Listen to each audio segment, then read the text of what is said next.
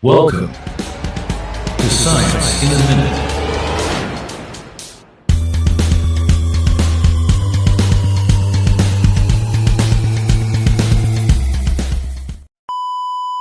Hi, it's Jet again. Welcome to Science in a Minute. Today we have another topic about Newton's laws of motion. And here's another question. What is Newton's second law of motion? A.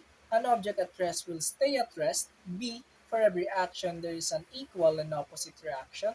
C. The acceleration of an object is directly proportional to the net force acting upon it and inversely proportional to its mass. And D. An object in motion will stay in motion at constant velocity.